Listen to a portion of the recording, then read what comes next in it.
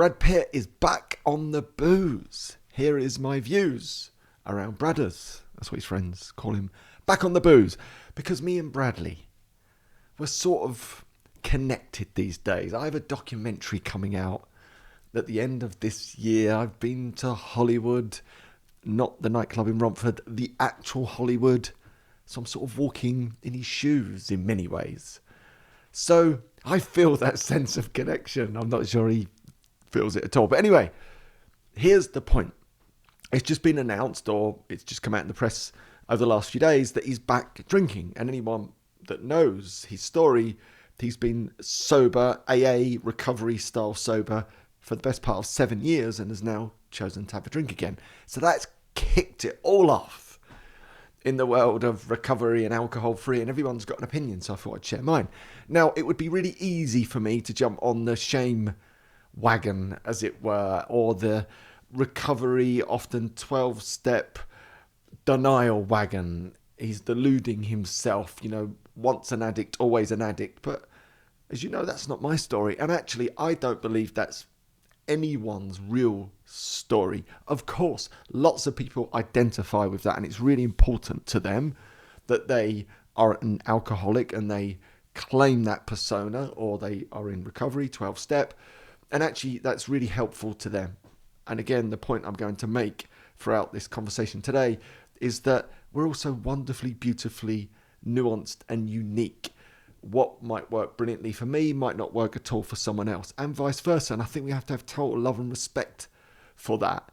What I see at times, especially around the recovery community, of which all the work that I do is not aimed, as much as I love that space, because for me, we're all on the same team, just playing in different positions. I'm just a bit further up the pitch, really speaking to the middle lane, the average drinker, the heavy drinker, the sometimes moderate drinker, the sometimes not at all style drinker, trying to inspire as many people as possible to come and join me on the fun side of the island, because actually life is 10 times better without alcohol, so why drink in the first place? Type of messaging, rather than, those that have really whacked off some rock bottom and need specialist help to change their relationship with alcohol. That's not what I do. However, within that community at times, and not everyone clearly, because I know some incredible people within that space, can be a bit militant in their views, an assumption that because that worked for them, it must work for everyone else. And to attempt to do anything else is just denial, or it's deluded, and it's always doomed to failure, because what worked for them must work for everyone else. And as someone that's gone away and studied degrees and master's degrees in positive psychology and coaching science, I understand how our brains work. And what I realize is we are all completely unique. Everyone has a distinct map of the world. And the number one mistake most people make, and we see this all the time in coaching, is to assume that everyone has your map. That's why, here's a great example of this. If you've ever had this, and I guarantee it, you probably have, at some point in your life when you were thinking or contemplating changing your relationship with alcohol, and maybe you played around and experimented and you drank bottles instead of pints, or, shorts instead of wine, or whatever it might be, right? And you're sort of playing around with some of these ideas. And then a loved one or a friend comes up with that well-intended but absolutely useless advice. And it goes something like this. Why don't you just drink less? No shit, Sherlock. Why didn't I think of that? I mean, it is the most ridiculous advice, but it's well intended from a loved one. And what's going on there is, through their map of the world, it makes perfect sense to just drink less. But through the receiver of that absolutely useless advice and their map of the world, that is the most stupid thing we've ever heard, right? Because of course we would just do that rather than, have to change everything very often. However, as you know, with me, I went on this lovely adventure of change, and there was no rock bottom, there was no addiction or recovery in my story. I was in the average middle lane, and by taking a break, I just wanted to really see what it was like to remove alcohol. Would it be the thing that unlocked the keys to optimal performance in business, in life, in health, and vibrancy? And it was for me, right? So that's through my lived map of the world, my experience, and it was so powerful. I reached that place of, well, actually, why the hell would I drink? I don't care if the society is awash with it and everyone else I know is drinking. I'm not doing it. because why would I? Because for me, again, through my map and my lived experience, it was taking away my time, my energy, my zest for life, my spark. It was causing me panic attacks and anxiety. It was causing me to put on weight and be inconsistent in everything I did, underperforming the workplace, underperforming the way that I wanted to be a parent and a partner to my wife and show up for my girls. Like, for me, it was taking away so much more than it ever pretended to offer. So once I had that lived experience of it, it was like, well, why the hell would I drink? It makes no sense to drink. And in that example, there's no willpower required anymore, because you don't need willpower to resist something you fundamentally don't want. Right? That was my lived experience. And when I had that lived experience, I thought there must be like loads of other people like me that are not in that recovery camp, let's say, but are in that middle lane, who might be considering changing their relationship with alcohol and finding it difficult to do so because the world's so awash with alcohol and it's so ingrained into our society in every facet of life. And maybe they could benefit from someone trying to inspire them, coach them, motivate them. And that was the whole, I guess, genesis of everything that's followed over the last 10 years, really trying to be in that space and inspire people. So where I'm going off piste and hopefully coming back to today's topic with this is that we're all beautifully, wonderfully unique. Because that worked incredibly for me, I thought there's probably lots of other people that would fit my map that might work with. And of course, there are millions and millions and millions. Equally, in the recovery space community, there's lots of people whose map aligns with that, and they need that. And they need to cling to those labels to be able to survive as successfully as possible and stay on that sobriety journey. Again, that's just not my story. Now, let's go back to Brad Pitt. So, Bradders, me old mate Bradders. I often get confused for him as well. As my friend likes to say, armpit instead of Brad Pitt. But you've got a dream, right? And he's also ginger. People don't know that. So I'm claiming him in the ginger camp. He's the best looking ginger on this earth, apparently. Anyway, Bradders.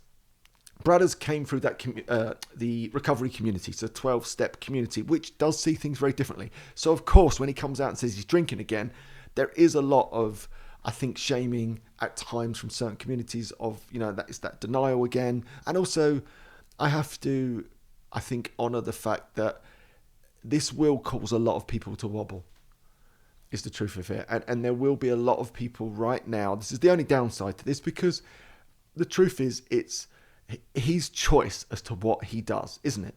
Right? It's not my choice. It's not your choice. It's not anyone else's business or choice for that matter. It just so happens he's one of the most famous people on the planet.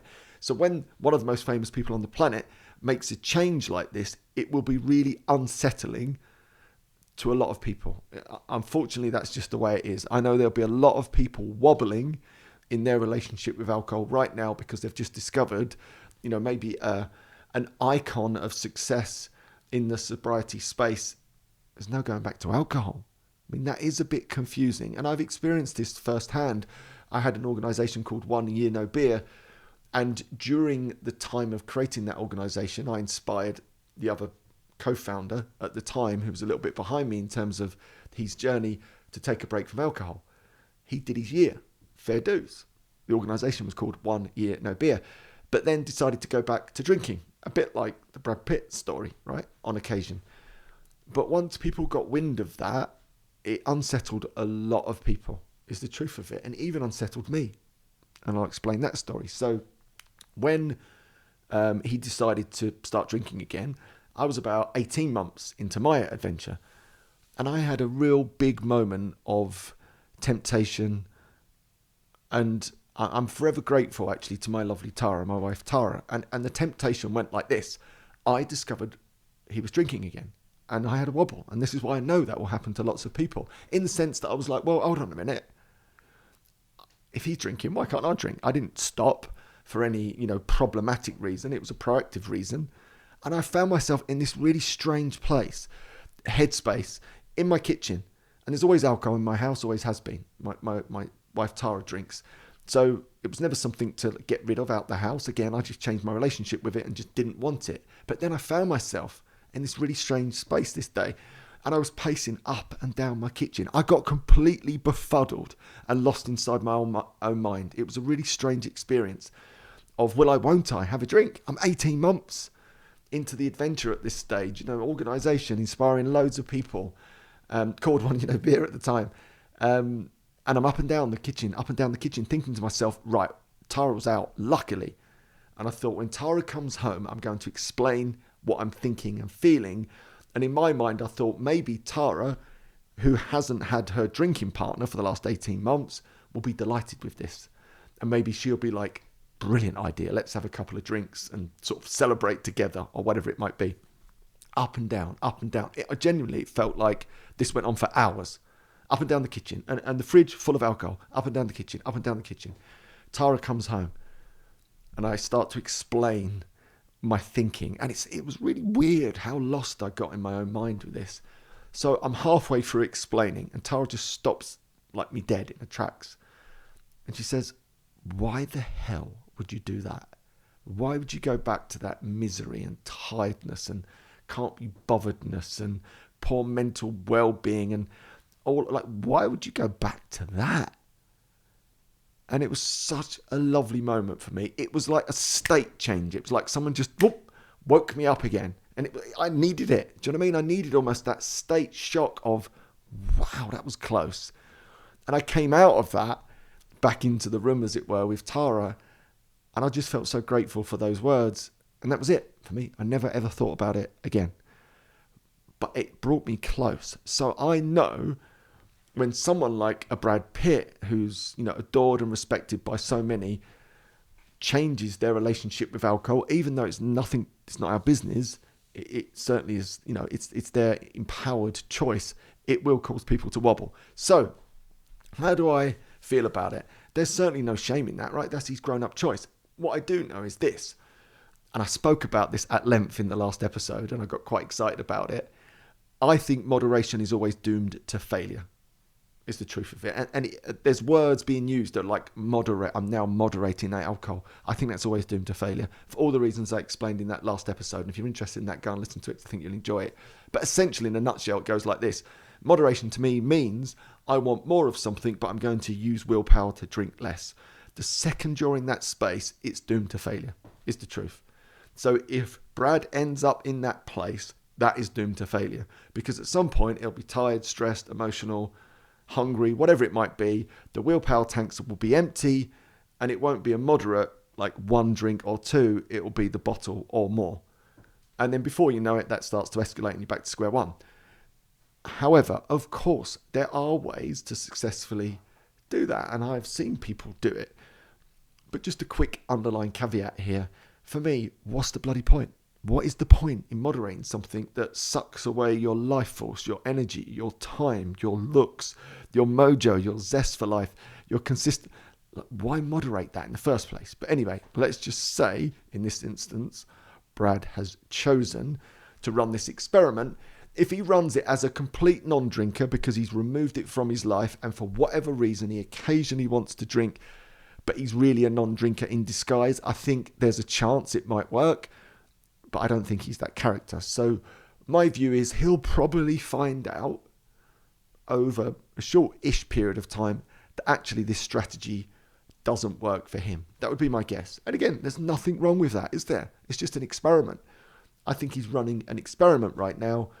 And maybe at some point, with his new awareness of 7 years of sobriety, I'm sure he'll catch it and nip it in the bud before it becomes a big thing again. I wouldn't be surprised if fast forward 6 months or a year or so, he's back on the fun side of the island, because he'll start to realise actually all those old behaviours are starting to show up again. All the reasons that actually life was so much better because I wasn't drinking will start to be undone by those one or two moderate drinks. Therefore, what's the point? What is the point? Is the truth of it. Because here is the great truth that sits behind all of this.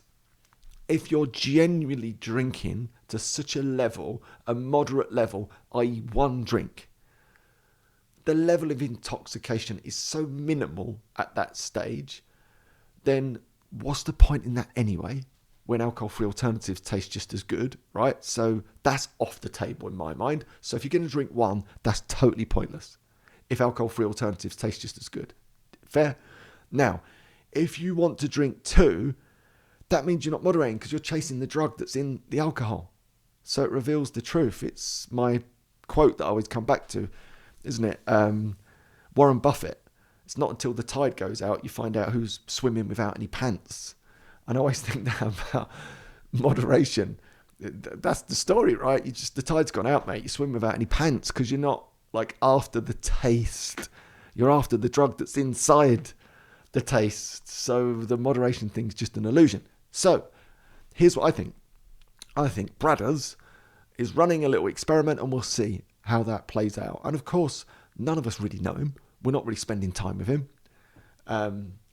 So we don't really know how this is evolving in his own life. By the time that article comes out, he might have already run the experiment and decided, actually, yeah, I'm off that.